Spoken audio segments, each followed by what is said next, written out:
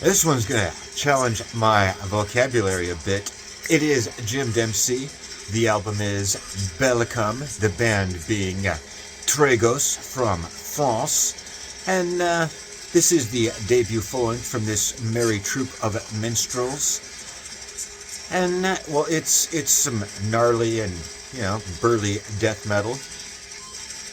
The first thing that my brain went to was Dead Congregation, and that didn't prove to be, throughout the album, the best reference point, but it's the first thing I thought of.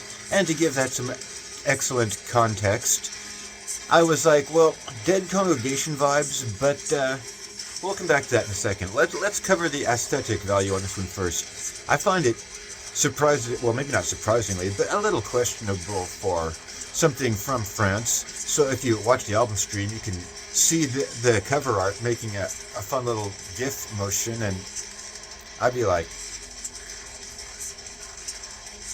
I'm glad the dress seems intact, because she doesn't even look like she's conscious, much less consenting, bro.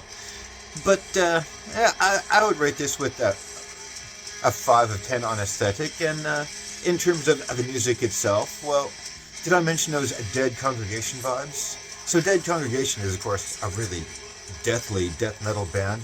This band, I got those vibes, but I was thinking to myself straight away, there's a more trad metal sort of vibe underlying the music, even though the vocals are still distinctly death metal, and the groove is similarly, sinuous.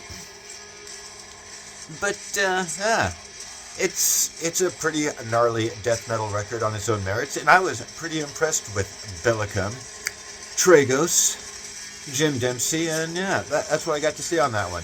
It's a pretty worthwhile record, and that's my take on it. And Dempsey dips.